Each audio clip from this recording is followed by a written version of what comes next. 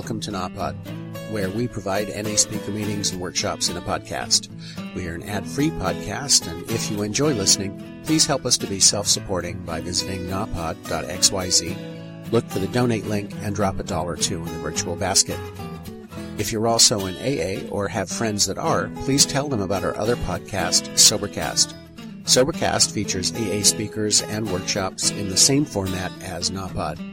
We upload a new speaker every day, and it's easy to subscribe by searching for Sobercast, that's 2 words, on any podcast player app, or go to Sobercast.com. Enjoy the podcast, and thanks for listening.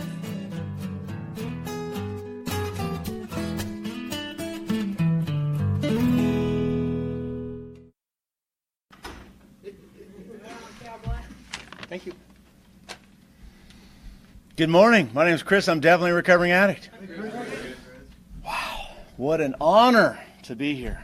How exciting. So my son gave me this clock, and it's the kind, it didn't work, but it was very nostalgic for me, and it was very sentimental, so I put it on the wall. For 3 years, that clock sat on the wall.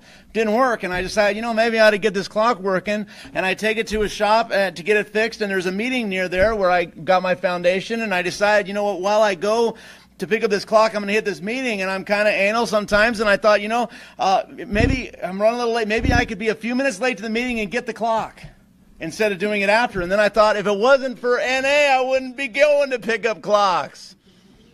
I'll get the clock after the meeting, right? So I just get really grateful. I was fortunate to meet with a guy named David J., who made this possible, and Daryl S. and the rest of the committee. I want to thank them. What an incredible privilege and honor this is. Who would have ever thought that I could just get clean? When I tell people, hey, if I can get clean, anybody can get clean, right? So it starts off with I burn this classroom down, perfectly normal, and I was in this group home for juvenile delinquents, and they say, this counselor says, I want to talk to you about I go, about what? He goes, about your drug problem. And I said, because denial is serious, I go, I don't got a problem, but you might want to spend some extra time with these guys. Keep coming back. Okay. And so then I remember I was very sharp, and I knew that once you turn 18, you can get your juvenile record sealed, as long as you don't get arrested again. I go, this is going to be great. But then they arrested me on my 18th birthday. No happy birthday, no card, no cake, no nothing. So that went out the window. And I remember going to county the first time, or maybe it was the second time, and I remember thinking, man, these county jail guys are a little bigger than these juvenile hall guys, and I started praying, right? God, get me out of this one. I'll change, right? And I got bailed out the only time ever. But I'm a drug dealer, right? I'm a businessman. And I got out and I said, well, you know what I do for a living. God, I'll cut back. I didn't keep my commitment, right? So back to jail I went. So this program says, keep coming back. And so I went to Jamestown 3 times. And I went to San Quentin 3 times. I kept coming back. I didn't understand that I was supposed to keep coming back here, because I kept coming back there. Okay, so what happens is, we have to learn this stuff, and it's so exciting. Somebody shared this recently, and it got me thinking, that we have to learn this behavior, right? So I'm 13 years old, and somebody's going to teach me how to smoke weed. It wasn't like I knew how to do this, and so you take the Coke can, and you smash it down, and you poke the holes in it, the tin foil on the top. I mean, it was a process, and I had to learn how to do this. And I would have never thought that smoking a little weed at 13 would have landed me in prison over and over again. I couldn't put that together. So what I'm saying is that we had to learn how to use drugs and to be convicts, and then we have to unlearn how to do that stuff. And it's involved in our thinking. Our thinking has to change. And so what happens is I go to the California Youth Authority, which is the youth prison, and it was a ministry deal, and I don't know anything. I got 2.5 years clean, and they say, they don't know nothing about me, but they say, Chris, if you're going to come here, we can't have you using any foul language. And I'm thinking, wow, that's the only way I know how to talk. I mean, is there another way? And what's more important, that I keep swearing, or I get to talk to these young men in prison? And so that began the process for me of, maybe I can change that. And so I found that when I was around my ex-convict friends that weren't clean yet, I swore a lot. But And then I would get around my people in NA, and I swore less, but I still swore, but I'd go to church, because I go to church, right? That's my deal. And I didn't swear at all around them, and I thought, you know what, this isn't a problem that I have. This is just, it's a thinking problem. It's not an inability not to swear. And so consequently, I learned how to talk without swearing.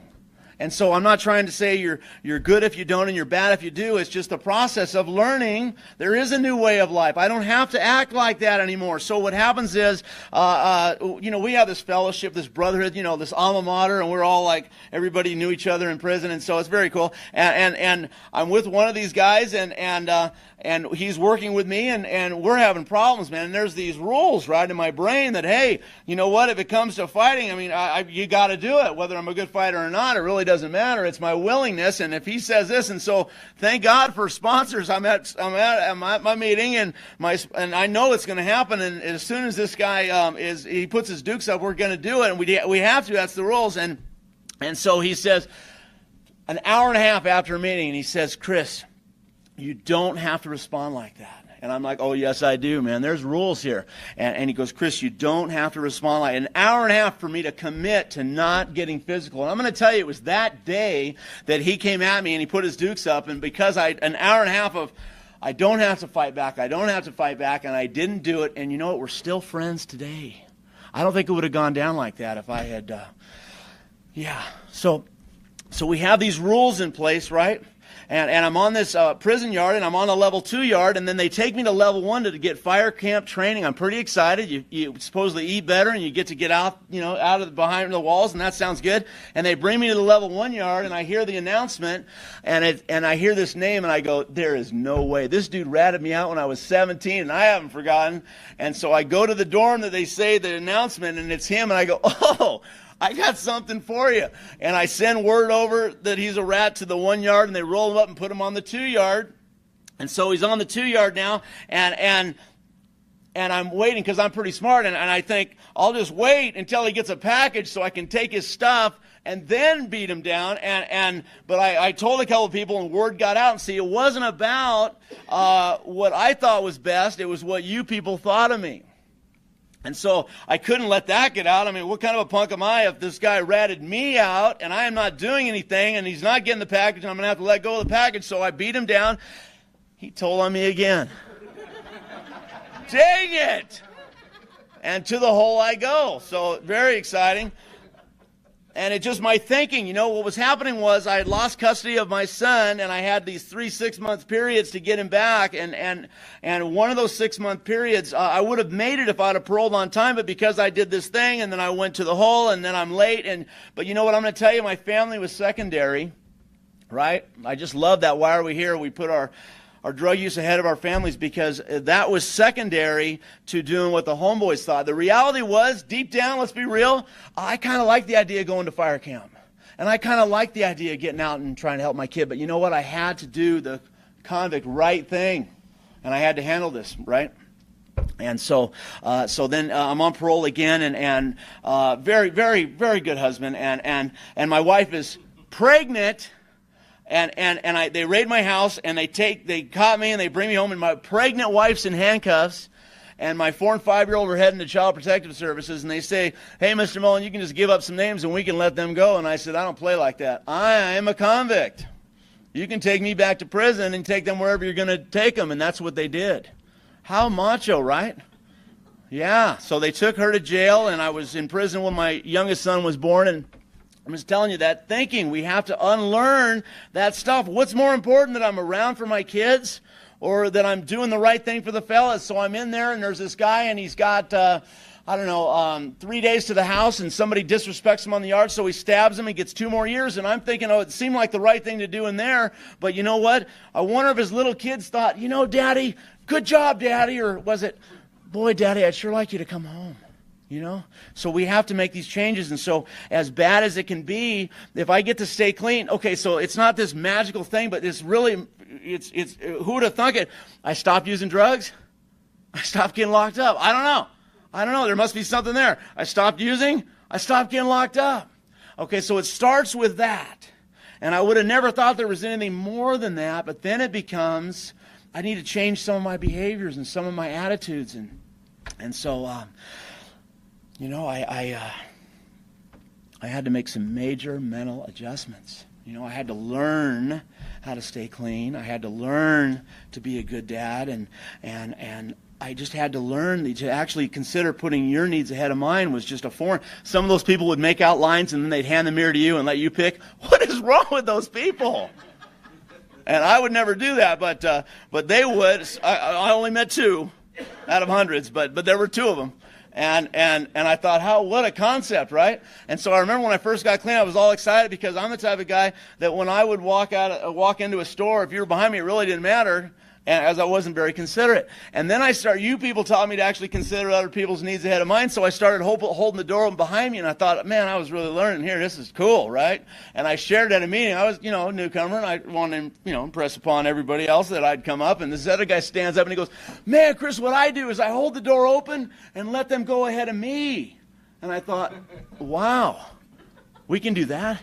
And so just this whole thing, I had to unlearn all that negative baloney and learn how to be a loving, caring human being, which I hadn't known how to do, right? So do the right thing, right? So I was very racial in there because whites and blacks weren't really hanging out, and this one black guy and I, we got into it, and next thing you know, he's in his dorm, and we got to handle this, right? And so I talked to the white shot caller of the dorm. I used to be a shot caller. Isn't that hilarious? And so and he talks to the black shot caller in the dorm, and we're going to handle this, and we're going to get the fake, the pass deal and go in there and handle all this stuff. And we start walking up to the guy in the yard, and the guy's on a heavy bag, and he looks like he knows what he's doing. I'm thinking, deep down, out front, I'm going, that's right, and deep down, I'm going, whew, this isn't looking good. And so we come up to him, and the black shot caller goes, you got a problem with this guy? And the dude goes, no. And we squashed it there, and I'm thinking, that's right, but inside I'm going, whew, that was close. So what I do now is I actually go back into prisons regularly, and I get to share with the men and encourage them that there is this new way of life. And I'm talk about getting grateful. I talk with guys that are doing life, and I was at San Quentin here a couple months back, and one guy's been in for 20 years and 10 years and 21 years and 31 years and 37 years, and we have a second chance at a first-class life here. And you know what? It's only by the grace of God, and we have this opportunity. And you know what? What's better, doing the quote right thing, or standing down sometimes and letting people do what they got to do, right? So what happens is my wife is down the street with this other guy, and I don't mean down the street, I mean my street. That's pretty exciting. And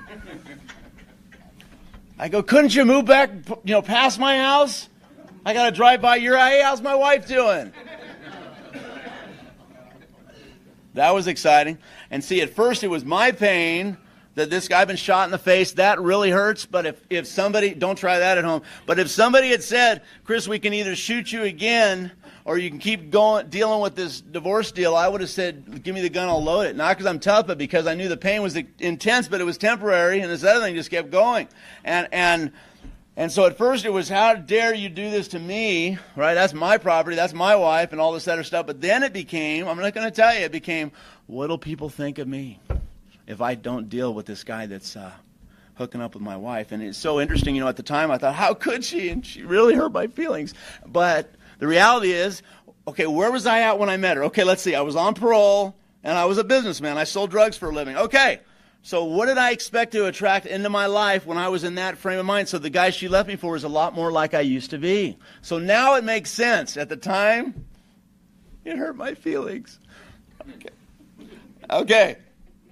And so it became what you people thought and I had. I used to be very connected. Now I'm only connected to NA and my higher power. But at the time, I had 5 separate offers to remove the boyfriend. We'll hurt him so bad he'll never come back, or different people, or we'll remove it permanently. You pick. And I want to say yes, but how can I go into a prison and talk about the love of God and anti-violence and anti-drugs on Sunday, and then on Monday go, well, yeah, he's right down the street. Let me give you the address. You got to choose. And I chose to trust in God, as painful as it was. And I'll tell you, thank God for sponsorship. So here we go. So what happens is, I'm not doing very well, and I'm breaking down, and I leave work, and I'm crying, and I get home, and I'm sure I just called her to start a fight. I don't remember what our topic was. But he gets on the phone, and he goes, "Leave my girlfriend alone." Are you out of your mind? Do you have any idea what I can do to you? And he goes, "Chris, I'm going to raise your kids. And I'm not that well." And I said, "It is your last day." Not because I'm all that, but because I couldn't take the pain. And I knew right where I was going to get the gun, and I knew what I was going to do. And I'm going to tell you the real truth was I was going to kill him and kill myself. I didn't want to live anymore. My thing was, God, if you took me from the world I used to live in to this world, I don't want to be a part of this thing anymore. That was my position. And so, but I called my sponsor, not to get guidance, courtesy call. I was very courteous, and I said, "Hey, Ron, listen, man, I can't." He knew what had been going on and didn't know what was happening the day. I go, "I can't do this anymore. I'm taking care of the guy today, and so I won't be seeing you anymore. And thanks for all you've done." And he goes, "I'm with you." And I go, "You're with me?" He goes, Yeah. This is about your kids, right?" I go, "That's right." He goes, "This is about protecting your kids, right?" I go, "That's right." He goes, "Can I ask you one favor before you go over there?" And I go, "Go ahead." He goes, "Can you find somebody to babysit your kids while you're back in prison?" And it was like, what's the use, right? So I take care of him, and I'm either dead or back in prison, and who's going to protect my kids next time? So it was a process, right? It was not fighting the guy that I knew at work, and then it was letting this guy get away with having sex with my wife and breaking up my family, I thought, and then so then it gets really heavy, man. I'm going to tell you that. And you know what? Nobody trips, okay?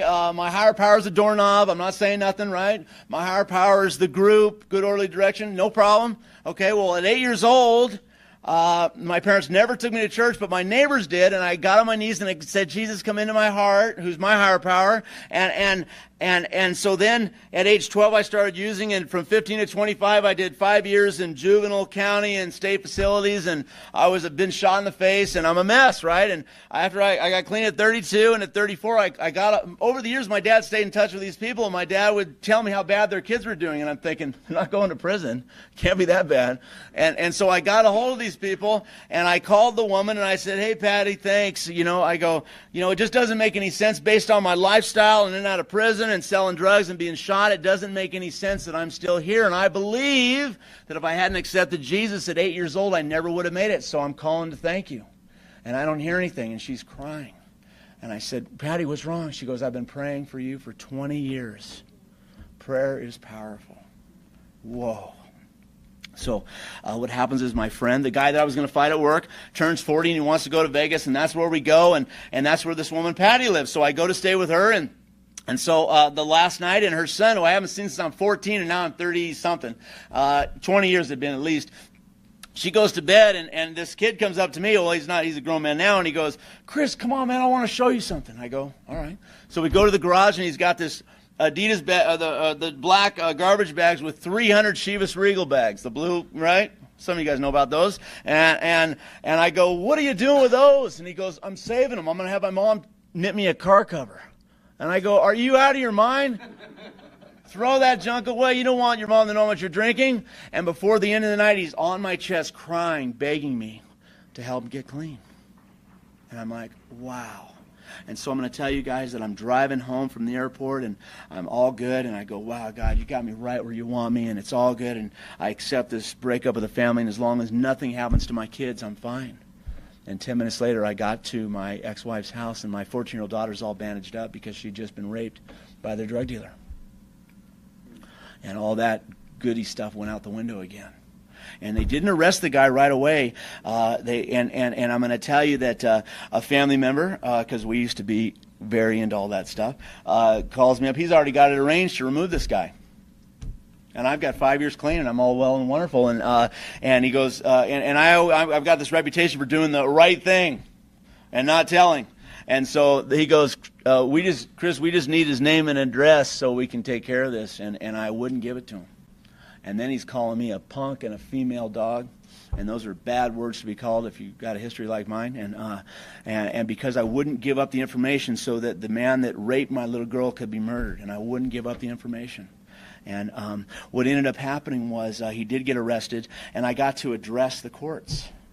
And who'd have thought that? And I was able to tell him. Fortunately for him and for me, he was in a holding deal, so I couldn't get to him because my macho ego side would say I had to, and he couldn't get to me. So we had that going. And so what happens is I tell the courts that if it wasn't for the love of God, I tell the dude, it would have gone down differently for you. And so I got to address the entire courtroom. So God worked it out for good. It didn't seem good at the time, but he worked it out for good. And the man that was with my wife, they raided the house and he got 5 years. And about a year and a half into his sentence, he wrote me a letter and apologized for what he had done to my family. And so if we just hold on, God, it all comes out in the wash and it will get worked out, but we just can't react the way we used to. It just doesn't work. So let's go Slurpees, right? Just for a minute, right? People say, hey, what are you into Slurpees for? Because that means I'm free. And I tell these guys the reason I told one of my sponsors, the reason I'm not going back to prison is because they have no Slurpees there. They don't even have a Slurpee machine or plans to make one. If they're not going to have Slurpees, I'm just not going back. And so he just went back in and he got out and I go, how'd it go? And he goes, well, it went all right, but they didn't have any Slurpees. It's the principle of freedom. I get Slurpees now just because it's nostalgic, because it means I'm free, right? So some of you can relate, right? Nobody. I'm in prison, and I'm benching 300, and I'm dumbbelling. They had weights back then, and I'm dumbbelling 75 pounds, and I am all that, and nobody tells me what to do, right? This is the joke. Nobody tells me. I'm talking to my cellie, and I'm telling him. Nobody tells me what to do. And then the guard walks by and says, hey, shower time. Let me get my shower shoes. Nobody tells me what to do, right? And so then I'm telling my cellie that, hey, man, the guy, nobody tells me what to do, right? And the guard says, drop your drawers and cough. Nobody tells me what to do. But they did. So now I like to listen to what my sponsor or somebody else may say. I remember my sponsor telling me, Chris, about my divorce deal, you think God did this to you? And I go, of course he did. He goes, he did it for you. And so in 2003, they raided her house. And I did all this stuff, so I'm not like saying you're bad and I'm good. But then in 2004, my son, imagine this, he's on probation. And I saw the probation report, and there was a background check on me and my ex-wife. And I mean, I know my stuff, but I figured I'd check out hers, right? And it says, possession of meth 2003. I knew about that one. Possession of meth 2004. Ooh, didn't know about that. No wonder things were crazy. Possession of meth 2006. Oh, okay. And then her boyfriend, now husband, I know he got a DUI in 2007, and they showed me their wedding picture. It's on their screensaver because we're all good now. And I tried to sponsor her second boyfriend. My sponsor said that wasn't a good idea, and I'm going to assure you it wasn't. They seem to be a lot like me. I don't know why. So then I see their screensaver, and they've got, for their wedding, and they've got drinks in their hand. I'm really not tripping, but she informs me those were Jack Daniels drinks, and I think, oh, wow, he did do it for me because I don't want to be a part of that insanity anymore. Okay, so how about a miracle, right? Okay. It wasn't like this when I first got here, but it got like this. And so what happens is I told one of my grand sponsees, and he has history like some of us, and I said, you know, he was my roommate in college. And this guy, he told me later, he was thinking, this dude never went to college. San Quentin Tech, baby, come on! And so my cellie, I'm in touch with one of them, and what happens is, and this dude's like 6'4", and big old biker dude, and the whole deal, and I'm not saying that's good or bad, but he's a lot bigger than me, that's the real deal. And so I tried to take him to NA a couple times, and he's one of us now, so he's all good. But at the time, and I'm going to tell you, if you have a few beers before the meeting, it's hard to get the message. And then I actually had him come to church with me a couple times, but I'm going to tell you, if you're at a Hell's Angel party Saturday night, church Sunday morning, hard to get the message. And so he lives in Tracy, and after the NA meeting there, I went by his house, and I'm in the midst of all this divorce stuff, and he opens the door and he's all spun. I go, dude, what happened? He goes, you know what happened. I go, bro, if I can get clean, anybody can. He goes, you know what the worst thing is, Chris? And I go, what's the worst thing? He goes, I scored the dope from your wife and her boyfriend. And I haven't been up for 3 days, and he's a lot bigger than me, but at that moment, I had a little fury going, and I grab him, and I'm shaking him. What is your problem, man? If you're my homeboy, you got no business there. When I got shot in the face, he's the one that picked me up off the ground. We go way back, right? And so then I walk away. I go, I'm done with you, man. And I started praying, and I say, God, I'm not doing very good. I go, my brain isn't working very well because I'm talking about killing myself, and my kids need me, and I said, my homeboys, if they need me, they can call, but I'm not doing any outreach right now. And so 2 months goes by, and I'm pretty wacky, and so I've got my to-do list. I think I had 55 things to do, and one of the things was hit the weights, and one of the things that wasn't on there was, we're going to say his name is Joe. Help me with this, okay? Anonymity, right? One of the things wasn't calling Joe, I'll tell you right now. And so there's always better to have a spotter. And so there's a youngster a couple doors down, and I want to get a spot, and he says, he's not home. I'm cool with that. There's a guy 2 blocks down. I know he's home, and I know he'll spot me. So I reached for the phone to call him. It got like this, and the Spirit of God says, call Joe. And I hung up that phone, and I said, that makes no sense. First of all, I'm mad at him. Secondly, he lives a half hour away, and thirdly, we haven't worked out together in 4 years. Absolutely not. So I reach for the phone again to call the guy down the street, and the Spirit of God says, call Joe. And I go, that doesn't make any sense. I go, okay, I'm obedient today. And I call him. And I said, hey, Joe, it's Chris Mullen, man, what's going on? And he starts laughing at me. And I go, what's so funny? He goes, you ain't going to believe this one. I go, why don't you try me? He goes, I ain't been doing very good. And I go, I can relate to that. He goes, I've been depressed. And I go, I can relate to that. He goes, I've been wanting to kill myself. And I go, I can relate to that. And he goes, I wrote the suicide note last night. And I go, well, I guess I never wrote the note. And I go, what happened? And he goes, well, Chris, I had the note out and written. I had the gun loaded. And my wife and kids were asleep, and I just wanted to die. But he knows God. And he goes, next thing you know, I'm on my knees crying out to God. God, if you're there and you care, we're from Missouri, right? Show me. God, if you're there and you care and you still love me, show me a sign. God, if you're there and you care and you still love me, show me a sign and have Chris Mullen call me. And he goes, you were the next call. Man! And now the dude's got a year, and he's on fire for recovery. So this is available for all of us, and it starts with just getting clean, and then it goes to changing some behaviors. And you know what? If I would have dealt with all these people in the past, I wouldn't be here talking to you guys, and I wouldn't be available for my kids. And good or bad, I'm still here. And sometimes that's all I can tell you. Sometimes that's all I can tell you. But you know what? They weren't asking me to go to Idaho about 12 years ago. That's it for me.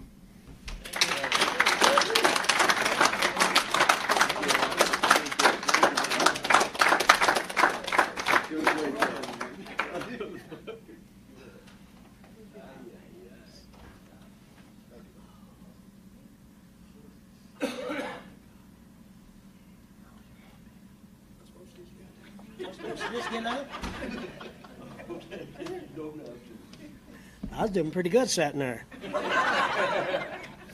I'm an addict named Earl. And, I'm going to start off thanking the committee that asked me, and thank everybody here for not helping the people do the readings when they were read. I think they did an awesome job by themselves.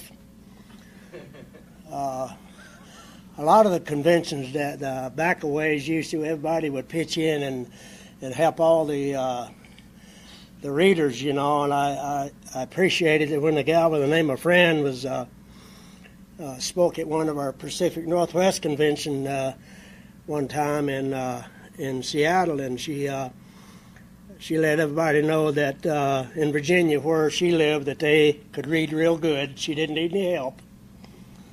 And it got real quiet, and a lot of people got problems with what we say about that. But when we when we change the words and add words into the readings that are read, we're showing disrespect to the newcomer and to the program of Narcotics Anonymous. You know, if they wanted them words in there, they'd put them in there. I think Jimmy Kennan did a pretty good job on what he wrote. I don't need to come along a few years later and change things around, you know. So I had to get that out of the way. You know, I get my house cleaning out of the way most of the time real early, and the rest of the time I'm going to try to be as honest as I can be up here because Pepe was my original sponsor, and he's up there listening, and I don't want to hear no voices. And he'll call me on it. You can bet on that. Pepe was that kind of guy, you know. And I'm not going to talk a whole lot about using because I don't want to be one of the speakers you hear that don't get clean until 5 minutes before the meeting's over. And I'm already clean. You know, I don't have to talk about how many tons of dope I use for 30 minutes, and then for the last 2 minutes I'm grateful to be clean. I'm already that way. You know, and the next thing I want people to know, you don't have to have been in prison to be in Narcotics Anonymous. And a lot of people get that in their head that they didn't go down as far as another guy or whatever. And a lot of people ace themselves out of NA because they believe they had to have done. I know people that used right in their bedroom and never left their house, got the same right to be here as I've got. You know, and that's just the truth about it. Some of us just didn't have a house to use in. You know, I mean, I never saved up enough to buy any. I spent all my money on dope. I never bought anything, you know, so you know, I didn't start off too good in life in the first place. You know, I started out in an orphan's home, and you know, I used to always think that I was from the wrong side of the tracks right out the gate. You know, and I stayed there until I stayed in that orphan's home till I was old enough to. At that time, in the early 50s, you could get in. I made my first combat jump in Busan, Korea, on my 16th birthday, and I made my last one with a Green Beret in Vietnam. And in between that, a lot of stuff happened. And what I got to tell you is that I got kicked out of the military service for being a drug addict. You know, I like to say it. I got home in honors, and they had a band waiting on me and all of that, but that's not what happened. You know, I got booted out of the military service for being a drug addict because in the early 60s, the military didn't see any of the treatment to salvage your career. If you couldn't stay clean like I couldn't stay clean, they got rid of you. That was it. And I had a 2-star general on my board when I got discharged. Told me that I was one of the best combat troopers he's ever seen in his life, except I wouldn't show up. You know, I forgot where the war was at. You know, and I thought it was downtown. Sometimes it was. You know, a lot of times it was, but. You know, when I got the boot, of course, and then at that time I blamed the military for my problem. You know what I mean? That was just natural for me to do, I guess, from where I stood with it. But I took up a different career. I had some time already in prison a couple of times before all of this even happened. You know, not long stretches at that time, but a couple once and 3 once. But I took up a new career when I got kicked out of the service, called cash withdrawals. And them cash withdrawals get you in a lot of trouble, especially when it's not your money. You know, I had a real problem with when I was using. I usually ran out of money and drugs at the same time, you know, and I never could get that down, how I couldn't keep some of one or the other, you know, but I never could, and so I picked up another trade, and, you know, I got to let you know up front, I never was no badass when I was out there. I never was a fighter. Hell, that's when I bought a gun, because I don't like to fight. Yeah, that's for professionals. You know, I never was a fighter. I never was a fighter in prison. That's why I never got a parole in prison. I always had to max out. I found a different way to settle arguments when I was in there. Big time different, And the whole thing about it was I never was no badass when I was using. I was just dangerous. I was flat dangerous, to myself and society. And they proved that to me, I got in a little situation down there in Texas, and this is usually always one of the hardest part of my stories to tell about a robbery that took place, and I was responsible for 3 people in that robbery. And in 64, I got the death penalty in Huntsville, Texas, and I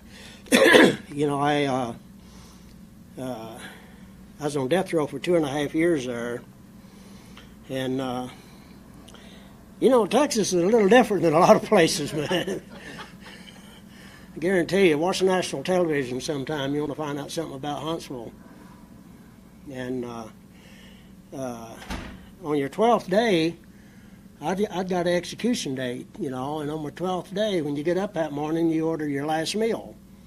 So I decided I'm going to have me some fried chicken, potatoes, and gravy was my request, At noon on your 12th day, you take the dry run to Sparky. They fit you up for size and all of this. And then I started coming to grips with some stuff, buddy. I'm going to tell you something. You hear all the time, ever since I've been in the NA, I've heard about people, I got a real problem with that God stuff. I'm going to tell you something. When you're sitting on your car just pulled in punch and you're on your way out, praying comes real easy. I mean, I heard a whole bunch of praying going on in there, and so, I learned to believe in that way back. I decided a long time ago, and I'd rather believe in God and find out there's not one than not believe in Him and find out there is one. I want to cover all the bases on that, buddy, just in case, you know what I'm saying. And then, of course, after I come to NA, I hear a whole lot of deals, this guy, his higher power is a chair. This and over here is a light bulb, Only thing a light bulb ever did is help me find a chair in a dope house. I ain't never seen a light bulb in a chair that could keep me clean, a whole bunch of chairs in here, none of them keep me clean, but the people sitting in them can. That's just the way it is for me. But I got that one appeal, and on my 11th day, and I got up that morning, I got my appeal, and I went to Superior Court in Fort Worth, and I didn't beat the charge. I just beat the type of crime that it was. It wasn't like, I was originally charged with armed robbery and 3 murders with malice, and that constitutes a death penalty in Texas. And what that really means is that I'm going to go in here and kill everybody and get all the money, and that's not the way it really was. Drug addicts don't really mean to do a lot of the stuff that they actually do when you get right down to it. I don't know if everybody understands that or not, but you really don't. I used to almost pray outside that nobody would pull a gun when I'd go in. I never wanted to hurt nobody. All I wanted was the loot. You know what I'm saying? That's all I wanted. And they found a place for guys like me that want the loot, And so anyway, I overturned that death penalty. I proved that it wasn't armed robbery with malice, and I wound up pulling the life sentence with my double time for death row, and I got out in 76, and I maxed out in 76, and I think that totaled me like somewhere around 23 Christmases locked up, something like that, out of my life. Here I was, like, I woke up in there one day, I was a young man. Next time I woke up, I was an old man. And that's what happens to people like us if we keep chasing that, man, because, there's a lot of people that believe that stuff like that's never going to happen to them. I can tell you, when I sat in that orphanage home, you never would have convinced me that I was ever going to sit on death row in Huntsville, Texas. Never would have ever believed that, But that's what happened. But so I got out in '76, and I thought I'd wear my original discharge hat from Huntsville today. I thought that'd be a good thing for me to do, you know.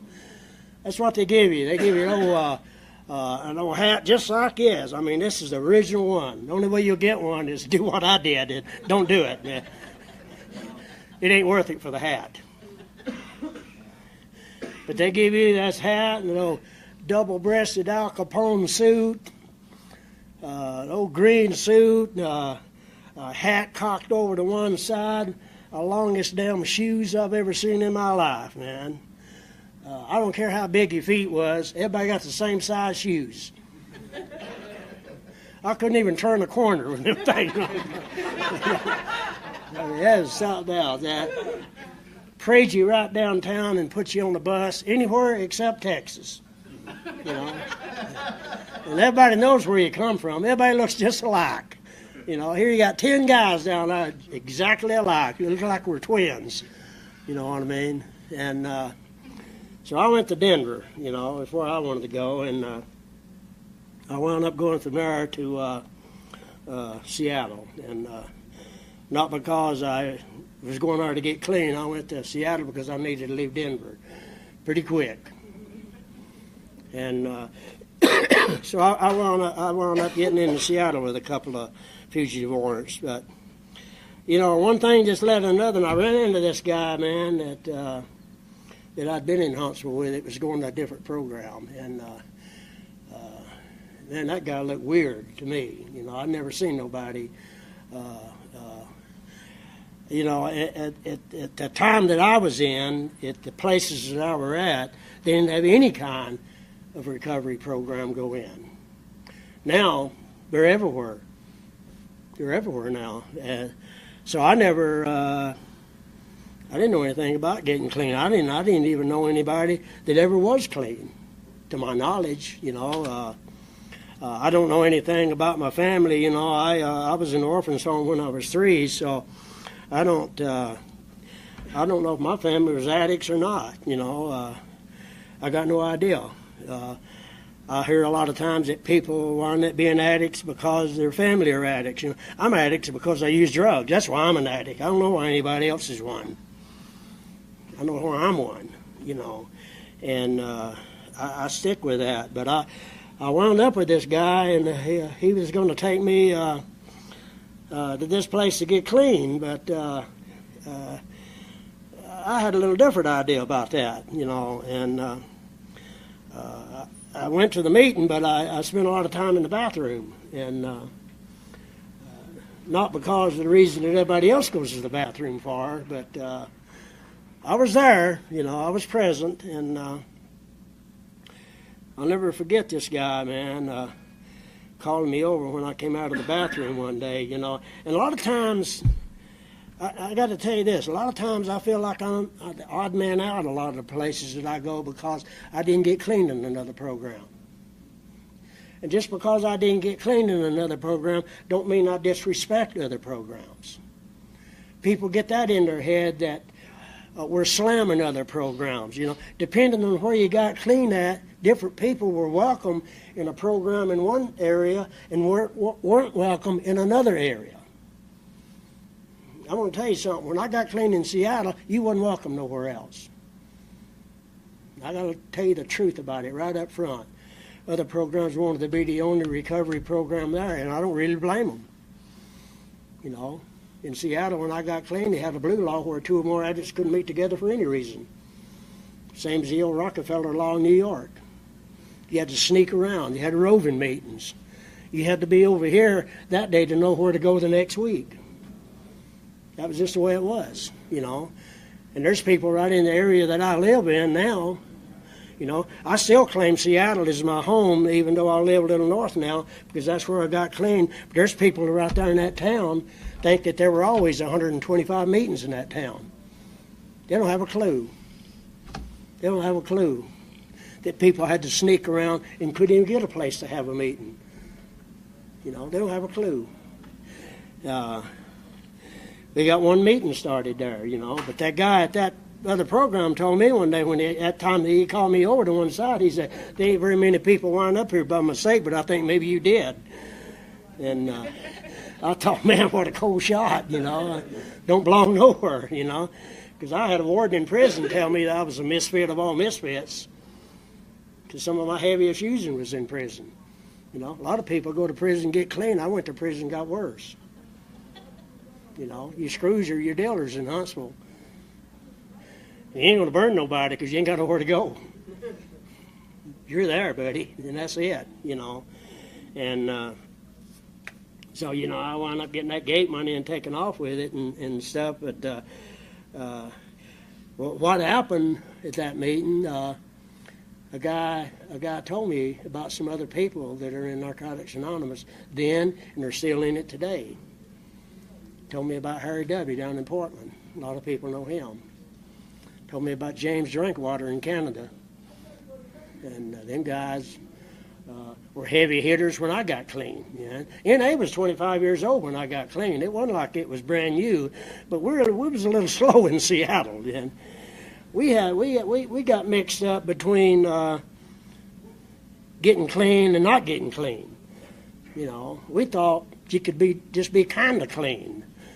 And Pepe cleared that up for us one time when he came through there going somewhere. I can't even remember. It's been so long ago where he was going now. He was going back east or somewhere to do a speaking thing, and we were all sitting around scratching and farting and looking around and kind of clean, and he asked me what we was doing. I said, well, we're kind of getting clean, and he said, why don't you guys just bag it, man, get rid of the stuff and clean up, And of course I informed him that we'd tried everything there was to try. He said, you tried everything except not getting loaded. Man, that's deep. And it was for me, you know what I'm saying? And man, that is so much knowledge, and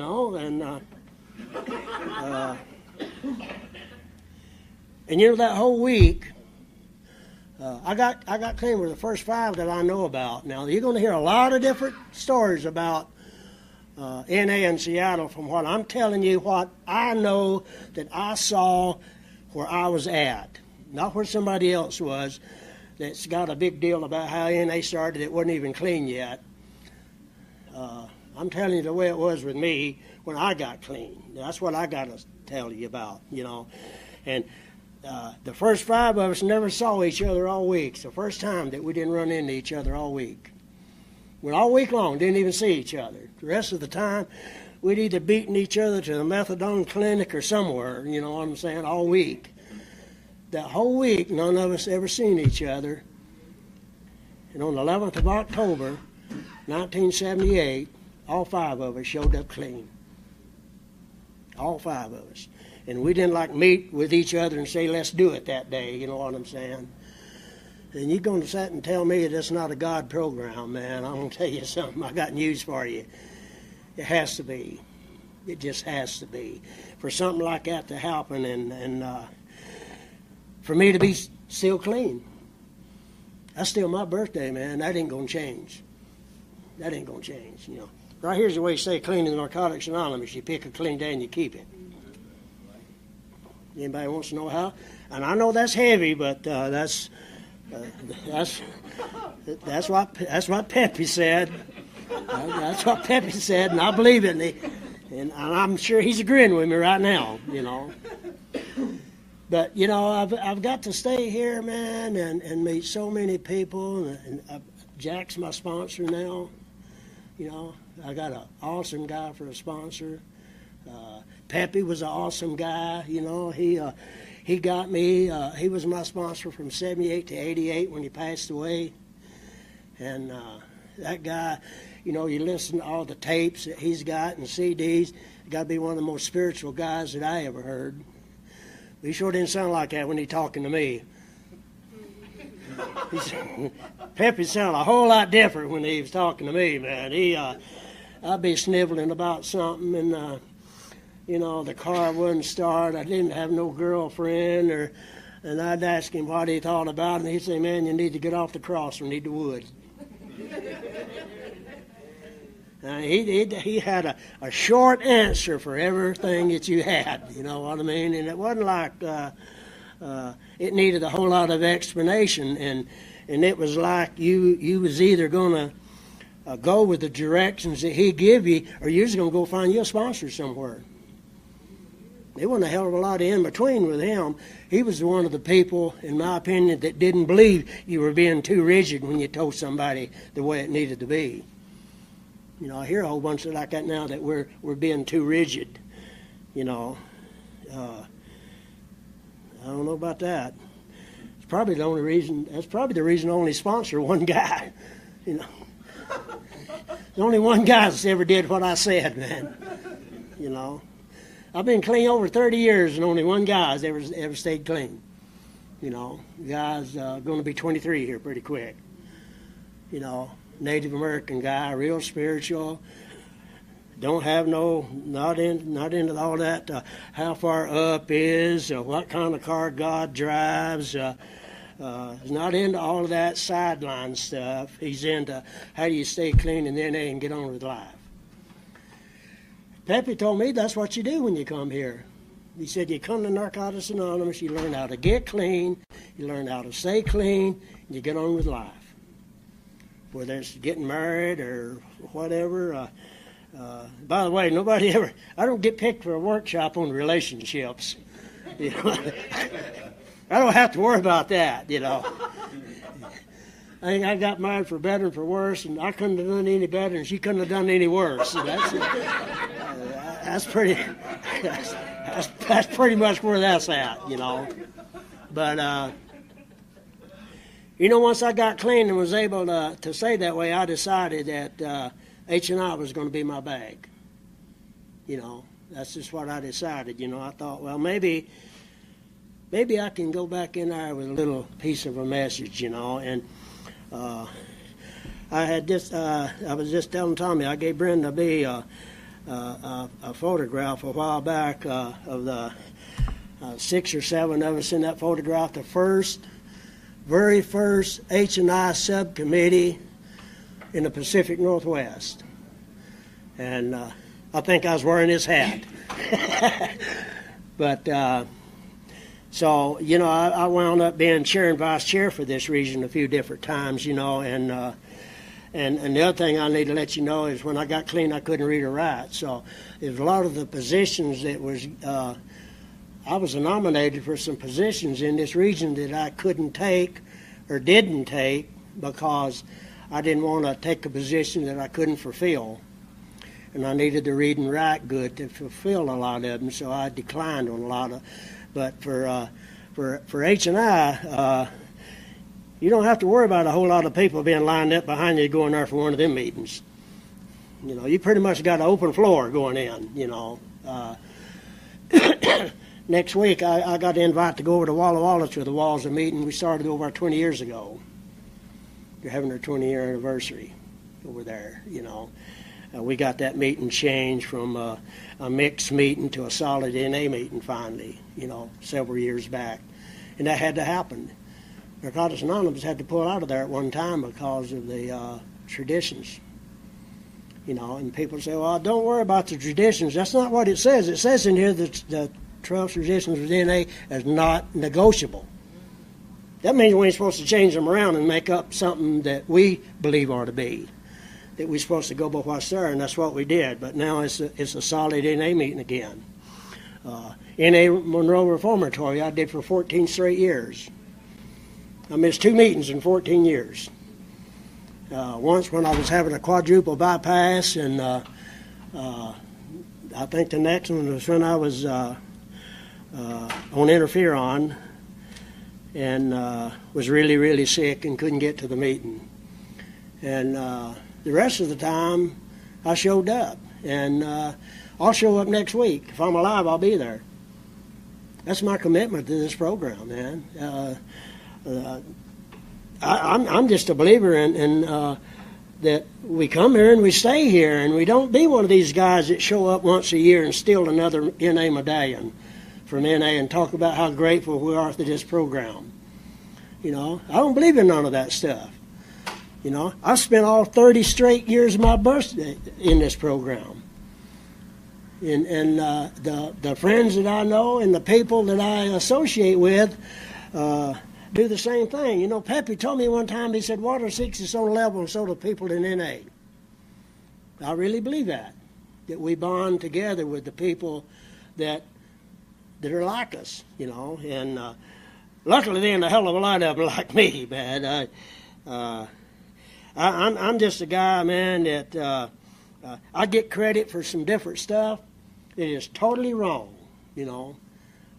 I've got credit for starting NA in Seattle. I ain't never started nothing in my life but trouble. That's all I've ever started, you know. God started NA in Seattle. We got a guy who's got millions of years somewhere else that claimed that he was the founder of NA, you know. The guy ain't founder of jack shit, in my opinion. You know. You see why I don't get asked to come back twice somewhere? You know, I never have said I was a speaker. I've never been accused of that. You know, I'm not one of these guys that sits around and believes that everybody's just sitting around waiting to ask me to go speak somewhere. You know, I don't send in no tapes. I've been asked to. I don't do it. I don't need to be. I've been on trial my whole life. I don't need nobody to sit around and see something as good as George or Bob or Betty. If you don't want me, don't ask me. I can live with that. I get asked for a little local deal every now and then, you know, and one or two really good ones. I got asked one year to be a Saturday night jazz banquet speaker in Long Island, and that blew me away, you know, and I couldn't believe that. You know, once a guy did call me up and asked me to be a spiritual breakfast speaker. You know, well, that was a good one. And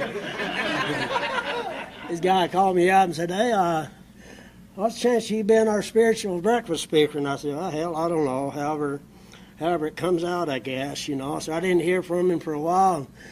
About a month later, he called me up and said, after talking to a few people, he said, "I think we'll change you from Sunday morning to some other time." You know, he decided I wasn't a spiritual speaker after he talked to some of my friends.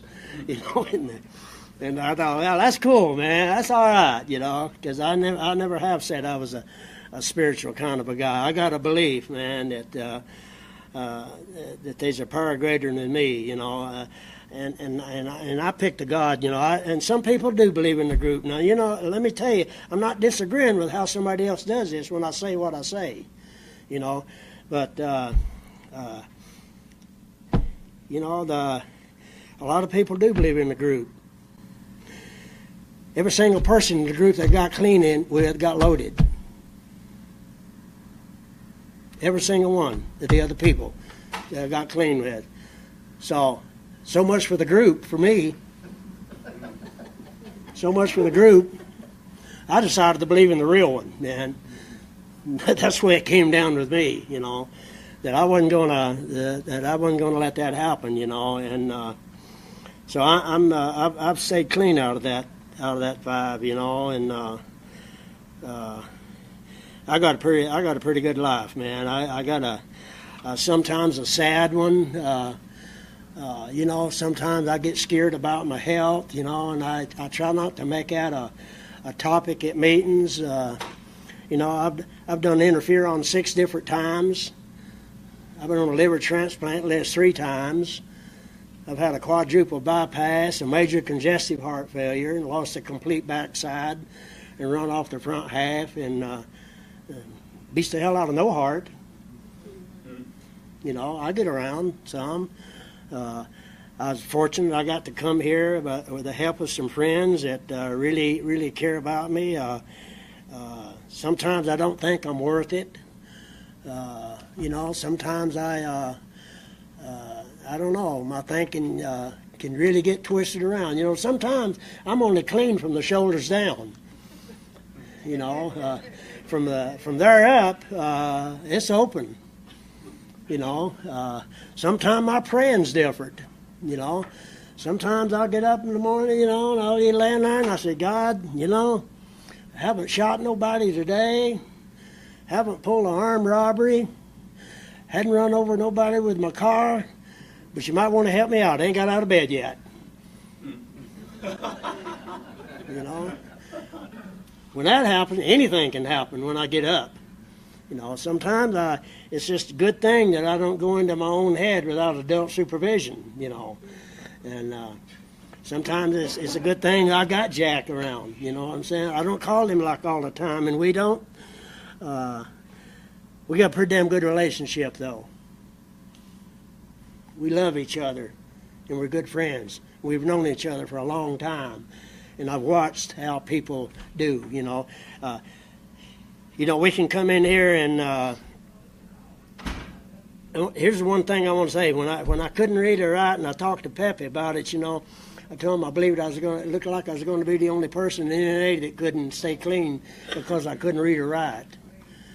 You know, I told him, I said, I can't read or write, man. He said, hell, I know that.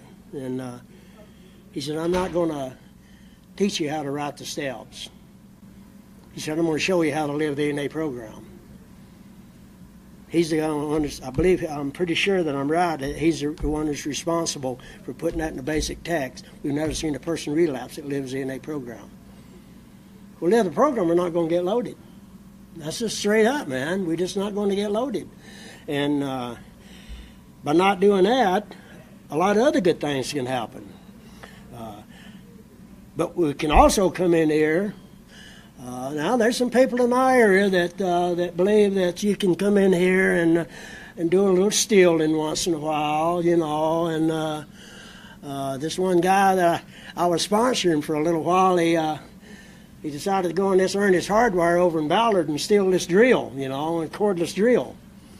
So he had an overcoat on. He sticks it down behind in his pants, puts the overcoat down over it, and he goes out the door, and if you don't go through the scanner there, the alarm goes off when you go out the door. So they tackled him out in the parking lot and took him down to King County Jail. And he called me up, and I said, where are you at? He said, I'm down here in King County Jail. And I said, what are you doing, the H&I down there or something? He said, no. He said, I picked up a little something over at the hardware store. And I said, what do you mean, picked up a little something?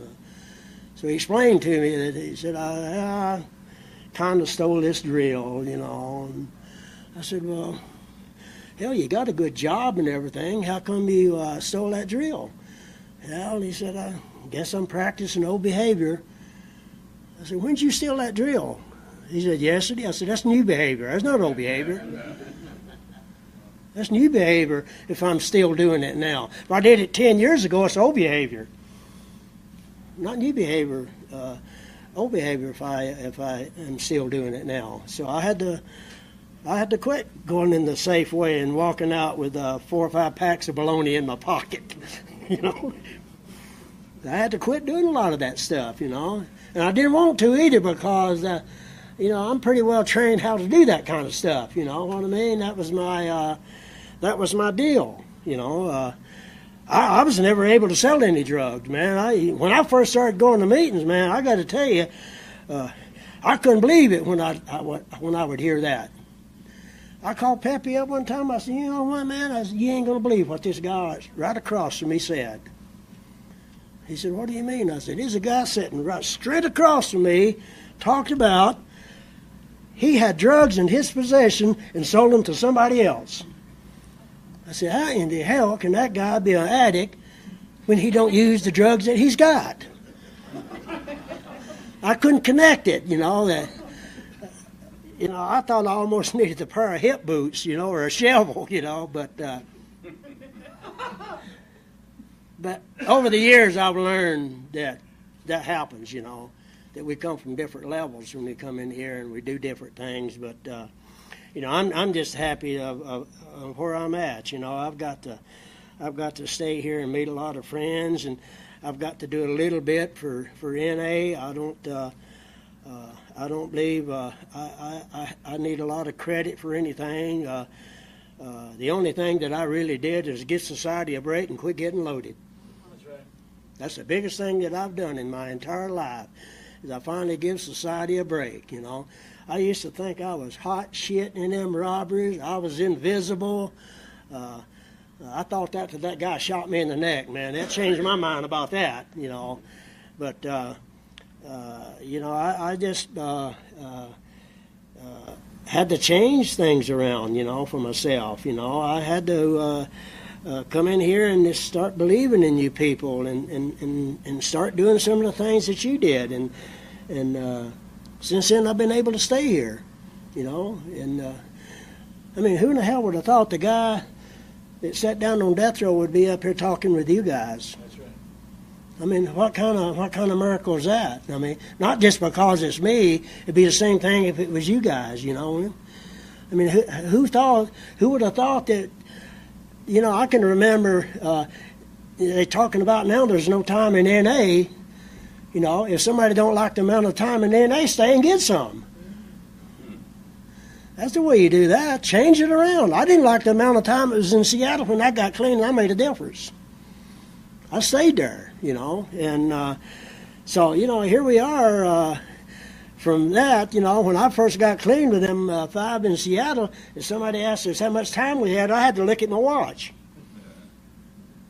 And that was just the way it was, But times have changed, and just because of you people, man. And I really appreciate you letting us come and share. And I really appreciated your share, And I hope I get to know you better. And maybe we can hook up sometime in your area, And I like to go anywhere they'll let me go, man.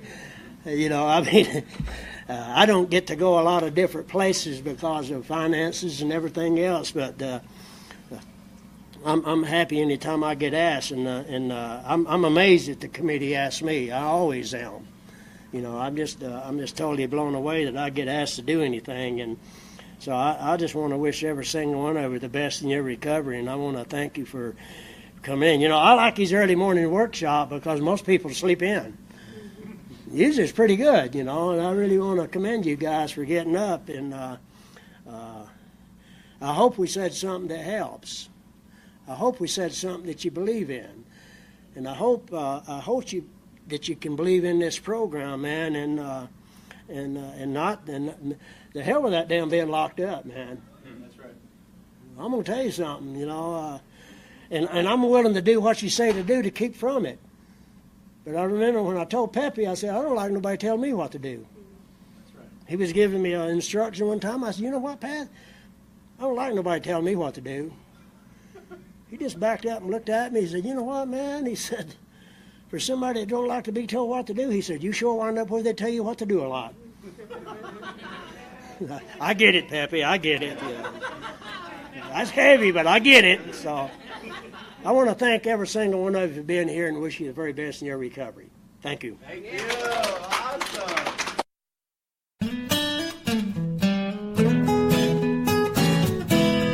Thank you for listening. I hope you enjoyed the podcast. Please help us improve our ranking so others can find us by putting a review on Stitcher, iTunes, or your favorite podcast index. Nawpod is ad-free thanks to the folks supporting the show with $1 more per month. If you enjoy listening, you can join them by going to nawpod.xyz and looking for the donate link. Thank you for listening. Have a great day.